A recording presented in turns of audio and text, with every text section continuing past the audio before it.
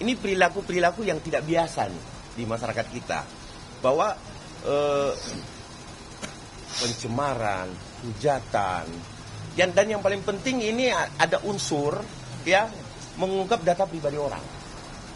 Ya, nah, ini nanti lebih lanjut kami akan menyampaikan kepada penyidik bahwa ini perilaku ini apakah diperkenankan oleh aturan dan perundangan. Ya, nah, jadi ada perilaku yang tidak biasa, yang biasa dilakukan oleh orang-orang yang biasa, yang tidak seperti biasanya, ya perilaku ini, sehingga ini perlu betul-betul kita untuk memberikan edukasi pembelajaran terhadap masyarakat Indonesia bahwa demokrasi hukum di Republik ini tidak boleh terkebiri dengan hal-hal yang perilaku yang tidak biasa-biasa saja. Oke? Bukti apa aja Pak dalam pemeriksaan? Nanti kita lihat apakah ini diterima buktinya, ya. Kita akan sampaikan nanti setelah kami lakukan kunjungan kepada penyidik, ya. Silakan Pak Ketum. Oke, nah, jadi public defender ya. Sebagai warga negara yang baik, kita datang dipanggil dengan baik untuk memberikan keterangan. Jadi semua keterangan kita akan berikan yang terbaik. Kita akan buktikan bahwa apa yang kita beri adalah benar dan tepat. Dan saya yakin bahwa proses hukum tidak akan bermain-main. Semua akan berjalan dengan baik. Jadi tolong kawali, kita sama-sama kawali apa yang kita laporkan, semua akan berjalan dengan baik. Kita yakin itu karena semuanya sudah disetting begitu rapi sehingga hari ini hari yang terbaik untuk kita buktikan secara hukum. Terima kasih. Pasal-pasal apa aja sih Pak? Silakan. Oke, karena saya yang melaporkan, ya, mewakili organisasi saya, ya. Yang jelas yang advokat public defender, yang jelas yang kami laporkan ini adalah delik umum atau biasanya umumnya disebut delik murni. Delik murni. Ya, yang mana, ya kan, apabila terjadi suatu peristiwa pidana, maka bukan korban dia boleh melaporkan. Contoh pembunuhan. Ya, kalau pembunuhan kan kalau kalian lihat di depan situ ada pembunuhan kan kalian boleh laporkan, betul tidak? Ya, jadi itu deliknya.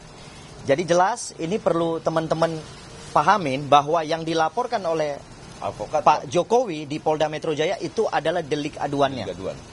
Yang kami laporkan adalah delik murninya. Ya. Pasal yang kami terapkan di sini adalah pasal 160, penghasutan. Itu jelas ya. Oke, kenapa kami duga ada penghasutan? Karena si RS itu seolah-olah meyakinkan masyarakat bahwa itu adalah produk palsu. Itu intinya. Ya kan? Itu intinya. Ya, yang kemudian kami jongtokan lagi kepada pasal 28 ayat 2, mempublikasi melalui media. Oke, media online. Ya, YouTube ataupun yang lain-lain. Ya. Kemudian nanti kami lihat dalam pemeriksaan, pastinya kami akan menambahkan pasalnya. Ya. Nah, tapi pasal itu kami belum bisa sampaikan sekarang.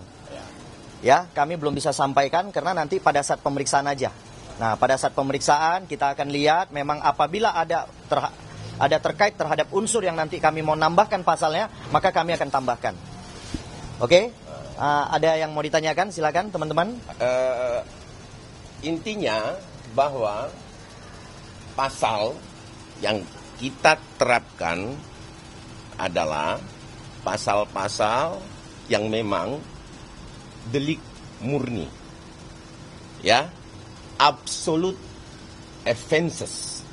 Ya, absolute offenses. Jadi berbeda antara kuasa hukum Pak Jokowi dengan kami, advokat public defender, kita menerapkan pasal yang pastinya absolute offenses. Ya, ini untuk penambahan pasalnya. Itu bocorannya ya. Tapi nanti kita akan sampaikan setelah perkembangan pemeriksaan. Pak, oke, ada lagi? Tapi dalam laporan ini apakah sudah sowan ke pihak atau ke Pak Jokowi sendiri Pak terkait ini pertanyaan bagus nanti yang jawab ketua umum tuh. Yang jawab. Nah, itu rencananya tuh Pak, biasanya memang seperti apa tuh? Rencananya kita akan berkunjung kepada korban. Jadi kita akan langsung ke Solo nanti. Ya. Sabar menanti, semua kita akan berikan informasi yang tepat. Hari ini itu aja ya. bukan hari ini pertemuan sama Jokowi, bukan Jokowi. Nanti Pak Ketum kita akan mengatur waktunya. Pastinya kita akan atur waktunya. Yang pastinya sudah lakukan komunikasi. Ya, komunikasi sudah terjalin. Cuman kita atur waktunya karena kan LBH itu ya kalau LBH ataupun ada sesuatu yang sifatnya kasusnya itu adalah absolute offenses, maka memang wajib setiap penegak hukum itu wajib berkunjung kepada korban, tidak harus kuasa hukumnya. Ya, ada lagi yang perlu ditanyakan? Ada berapa item bukti yang akan mau diserahkan, Bang? Apa kemarin sekitar 16, nanti kita lihat ya apa yang gitu ya, berapa banyak yang diterima. 16 terus ada 9 video ya yang kami anggap itu masuk dalam tindak delik murni ya, atau absolute offense ya. Ada tadi disebutkan kan tidak biasa-biasa saja. Ya. Nah, memang dampaknya apa, Bang? Buat mungkin di sini melihat masyarakat, mungkin dari Peradi Bersatu sendiri dan mungkin dari kawan-kawan advokat. Nah, ini menarik. Ini saya suka nih pertanyaan ini. Nah, jadi gini. Pertanyaannya masuk semua nih. Jadi kenapa ada apa sih dampaknya? Dampaknya adalah hari ini saya menjadi ragu sebagai warga negara Republik Indonesia terhadap keaslian ijazah Jokowi. Hari ini saya menjadi ragu. Kawan-kawan yang berdiri di sini, teman-teman advokat public defender merasa ragu. Tapi kami yakin betul 90% proses yang terjadi di TPU, laporan TPUA di Mabes Polri, dan kami yakin betul bahwa ijazah itu asli. Kenapa? Karena kami lihat dan kami telaah juga beberapa hari ini. Nah, itulah dampak yang kami terima, bahwa ada ketidakjelasan sehingga ketertarikan seseorang atau aparat penegak hukum untuk melihat apakah ini benar apa enggak. Seperti itu teman-teman. Di sini teman-teman ada yang 100% yakin ijazahnya Pak Jokowi palsu. Asli enggak? Enggak, asli dulu. Asli dulu. Ada yang 100% dari dampak ini? Menjadi bertanya-tanya kan?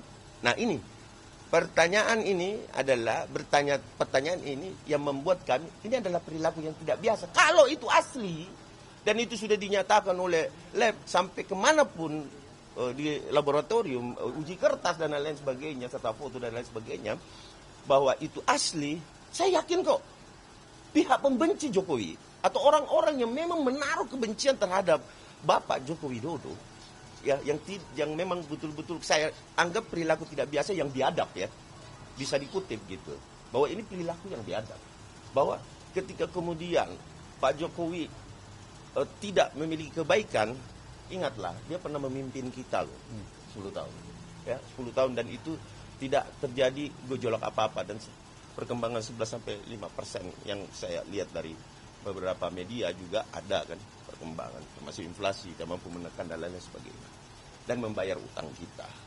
Ini harusnya kita hargai. Walaupun demikian Pak Joko Widodo itu mantan presiden loh, ya, presiden ke-7 loh, ya. Kenapa presiden ke-6, presiden ke-5, presiden ke-4, kok nggak masalah ya? Kok nggak ada perilaku yang tidak biasa terhadap mereka ya? Ada apa ya di Republik ini? Ada yang sedang tidak baik-baik saja, atau ada orang yang memang menanam dendam atau kebencian secara personal sehingga mengembangkan perpecahan di antara masyarakat kita. Udahlah, marilah kita bangun Republik ini bersama-sama dengan baik, santun dan penuh tanggung jawab yang baik. Saya rasa pemerintahan Prabowo Gibran, kita lihat ke depannya banyak sekali program-program unggulan yang itulah yang harusnya kita protes ketika kemudian program-program itu betul-betul tidak berjalan sesuai dengan apa yang kita inginkan gitu. Ya, ada lagi? Bang, tadi Ya. dari tim Jokowi, kalau dari dialog audiensi dengan teman-teman Belum.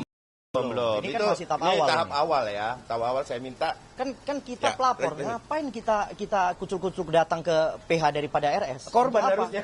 Ya kan, kita ini Harusnya kan korban. pelapor. Harusnya korban. Ya kan, dan kita sudah menyerahkan kepada negara. Jadi polisi itu mewakili kepentingan kita, kepentingan pelapor. Jadi sebenarnya nggak usah kita, nanti polisi ketika memanggil ya pengacara mereka lah, RS itulah nanti datang ke sini. ya kan, untuk memberikan misalnya surat penundaan atau apapun itu, ya itulah kepentingannya pengacara ya dalam mewakili kliennya gitu. Tapi kami pastikan laporan ini akan lebih cepat dari Polda Metro Jaya, saya pastikan itu. Dan satu lagi ya, saya mau kasih tahu teman-teman, implikasinya ini besar sekali. Karena kenapa? Satu, keluarga saya yang tadinya mau kuliah di UGM jadi ragu. Jadi udahlah nggak usah lah, nanti palsu pula ijazahnya kan gitu. Ya, terus yang kedua, kalau terus diyakinkan masyarakat, ya, ini perlu dicamkan ini ya, diyakinkan masyarakat bahwa ijazah Pak Jokowi itu palsu oleh RS dan kawan-kawan, besok-besok udah yang lamar jadi presiden SMA pun udah bisa. Kan gitu kan? Kalau mereka faktakan terus, seolah-olah ini palsu, masyarakat semua yakin. Kalau gitu nggak usah ada yang kuliah lagi lah. Kalian teman-teman nggak usah kuliah, SMA pun bisa jadi presiden kok besok-besok. Nah itu implikasinya besar sekali, ya besar sekali implikasinya. Itu demikian dari saya. Ada lagi tambahan? Kalau Pak Jokowi sendiri berani bawa ijazahnya ke Polri, itu berarti beliau yakin 1000%. Tidak mungkin itu palsu barang dibawa ke sini. Kalau barang palsu dibawa itu bunuh diri namanya. Pelapor membunuh dirinya sendiri. Bunuh diri, ya betul. Itu saja. Ya. Terima kasih. Nah, jadi ini dampaknya ya teman-teman. Nah, ada lagi? Dampaknya ngeri kan? Ada lagi nggak? Kami masuk dulu ya. Ada lagi ya, udah ya. Oke. Nanti habis masuk baru kita habis kita diperiksa lah ya. Item nggak bisa di-spill sedikit. Jangan, nanti merusak pemeriksaan. Jangan. Ini dia ini ya. Ini dia ya. Oke, jangan ya. Oke. Oke ya teman-teman. Download Tribun X sekarang, menghadirkan lokal menjadi Indonesia.